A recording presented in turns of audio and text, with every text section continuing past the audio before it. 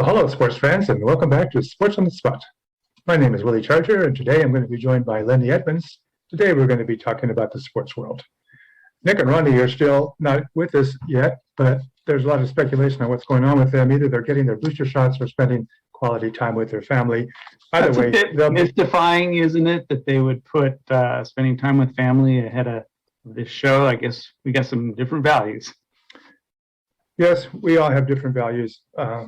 But either way, I'm sure that they're happy doing whatever they're doing. But the show will go on, and I wanted to spend some time talking about the weekend headlines. Lenny, what stands out for you over this past weekend? Well, we're all very well aware, I think, of the supply chain problems that face the country, even the world. But I noticed a headline about holiday sales being up 8.5% this year. And I know what you're thinking. What does that have to do with sports? Well, quite a bit, actually. Along with TVs, clothes, jewelries, personal hygiene products, and whatnot, sporting goods and equipment are also dependent on the supply chain.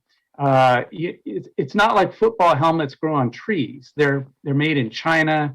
They're packed into boxes, and then they go onto container ships and so forth. And there's ships backed up as far as the eye can see at Long Beach and LA ports. So potentially those vessels have helmets on them. And with no helmets, there's no football. But I'm not aware of any NFL games being canceled on account of helmet or shoulder pad shortage or anything. So I'm guessing that the ship with the helmets arrived on time. And apparently when the NFL teams went to Dick's Sporting Goods or wherever they do their shopping, they were able to buy helmets and pads and whatnot. And those purchases were, I'm sure, part of the reported holiday sales. So that's a nice sales increase over last year. We'll have to keep an eye on that possible helmet shortage. And if you get any new information about that, Lenny, just let us know. For me, I wanted to talk a little bit about how the LA media and fans, Laker fans, have turned on Russ Westbrook in recent days. For whatever reason, a lot of these folks are blaming Russell for the Lakers sub 500 record. They are currently 16-18, sitting at number 7 in the West. People are saying he should be traded, that his style of play doesn't fit in with what the Lakers are trying to accomplish. I think that's a bunch of baloney. The guy's there every game. If you're going to trade anybody, trade the guys that only play a third of the time or maybe not half the time. I don't think you can put the blame on Russ for what's going on. The other guys haven't exactly stepped up either. So that's my take on the Lakers. I'll be talking about the NBA top 5 right now. Unfortunately, the Lakers are not in that mix, but maybe someday they will be. Right now, it's Golden State Warriors are playing lights out. Steph Curry, like what can you say about the three-point king? Of course, Phoenix still hanging in there. Utah, top 3 teams all from the West. I have a little bit of a surprise. Chicago Bulls are mine. Number 4 team, best team coming out of the East, followed by the Brooklyn Nets. So we'll be talking some more sports when we come back.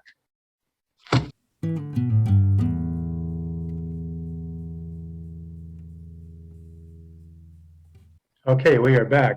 And Lenny, I wanted to talk about the weekend games in the NFL, some important games played over the weekend. Some of the teams that continue to go up in the standings, teams like Tampa Bay and Green Bay and the NFC are now being tagged along with the Dallas Cowboys and the LA Rams. So in the NFC, those seems to be the teams that are getting it done. All of those teams won impressively over the weekend. The Rams over the Vikings. Of course, everybody's talking about the Cowboys who hammered the Washington football team. And of course, the Packers earlier beat Cleveland. And of course, Tampa Bay had their way, trouncing their opponent 32-6. I have to mention my Chargers meltdown at the hands of the Houston Texans. It was a game that the Chargers had to win, and because they stumbled, they are now out of the playoff picture. They're not out of the picture, but their chances of the playoffs dropped significantly. Where to begin with explaining their loss? A lot of finger pointing already taking place. Some are blaming their rookie head coach, but I have to start with their third down defense. That they just can't seem to stop anybody on third down. No matter if it's third and 3 or third and 15. That's what happened against the Houston team over the weekend. They just couldn't get off the field. If they make the playoffs, unless they improve in this area, they're not going to go very far. I've been raving about Herbert all year. He still got his 350 yards. Unfortunately, he threw a couple of interceptions that cost them dearly. What do you think, Glenn? Well, as always, injuries are a factor too. What stuck out like a sore thumb to me was, the sore thumb of 49ers quarterback Joe Guerra something or other. He hurt it last week in a game against the Tennessee Titanics, and apparently he might not be able to play this weekend. Now, if that injury is a sprain and the team trainer doesn't know what to do, there are a number of home remedies he could try. He could ice it for maybe 20 minutes, maybe put a compression wrap on it, something like that, help that swelling to go down. He should keep it elevated for sure. But if none of those things work, it might be thumbs down on playing this weekend. I know a sore thumb doesn't sound like a big deal, but hey, I got one of those hangnail things on my thumb right now, and it hurts like heck. And there's no way I'm throwing a football this weekend. That could really take a guy out of a game for sure. I have to mention the current AFC and NFC playoff standings. A little bit of change here that's taking place because of some of the upsets in the recent games. In the AFC, the number 1 team, Kansas City Chiefs, followed by number 2, Tennessee, Cincinnati, up to number 3 in the AFC, followed by the Bills. The wild card teams currently Indianapolis sitting at number 1, followed by the Patriots. And after their win, Miami is now holding down the number 7 wild card seed, with the Chargers, along with the Raiders and the Broncos, just on the outside looking in. In the NFC, you've got Green Bay, number 1. Dallas, they're on fire, number 2. You got the LA Rams. They had an impressive win over the weekend, number 3. Of course, Tom Brady still keeps getting it done in Tampa Bay, number 4. Arizona slipping a little bit. Now they're number 1 wild card. 49ers hanging in there with Jimmy G. And, of course, number 7, the Philadelphia Eagles. Lenny, what's your take on the current playoff picture?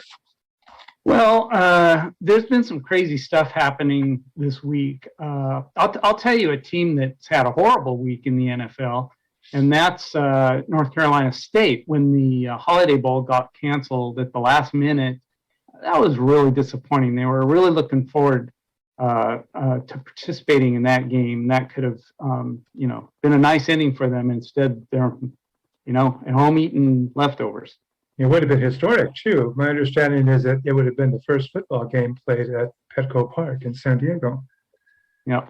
That's unfortunate that happened. It's news to me. I never heard that. So thanks for that. That's NFL for you, though. Oh, well, anyway, that's the NFL.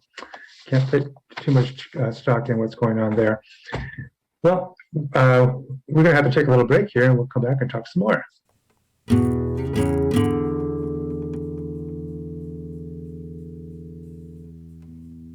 I wanted to take a moment and mention the untimely passing of NFL Hall of Fame coach John Madden.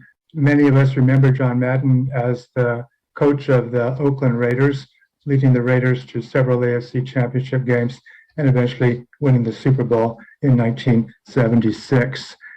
For many, John Madden was football. He had many local Santa Barbara ties.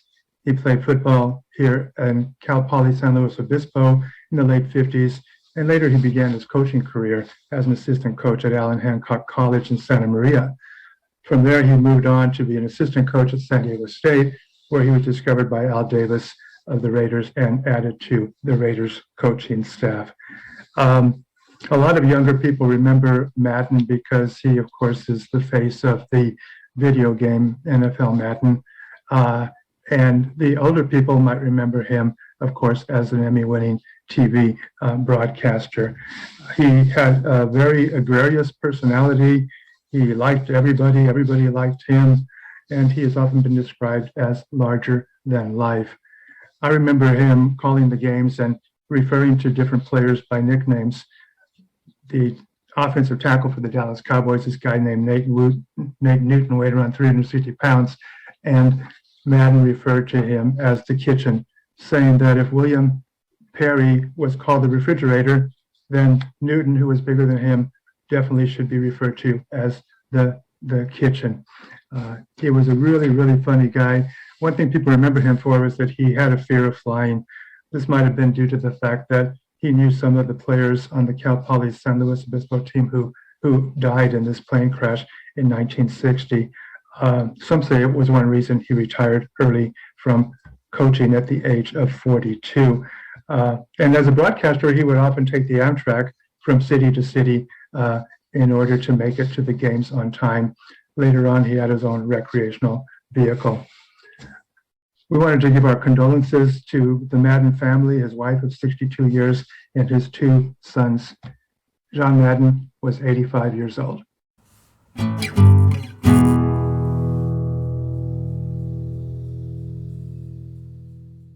Well, it's that time again for the Sports on the Spot question. The idea, of course, that viewers like you tap into our virtually endless well of sports knowledge to solve stumpers.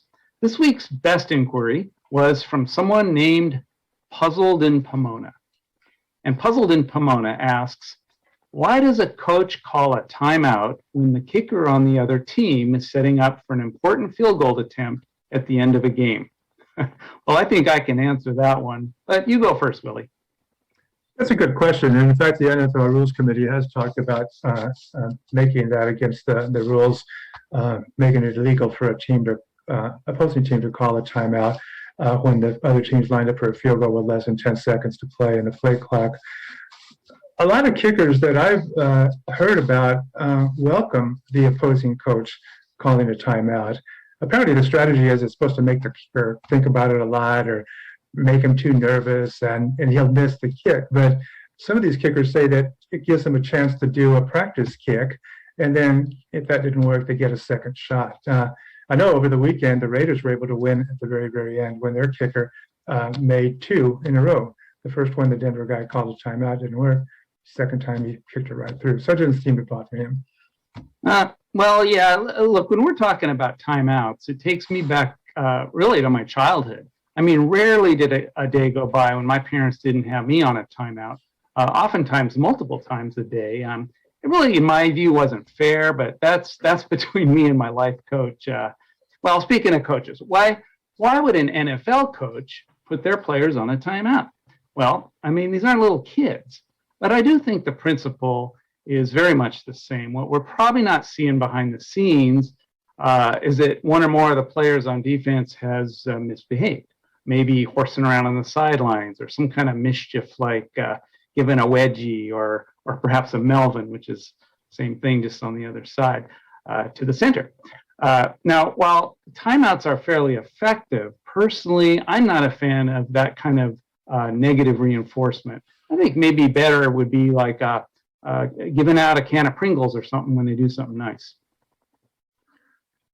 Thanks for that, Lenny. That's a different angle on the timeout situation in the league, and I never thought about it that way.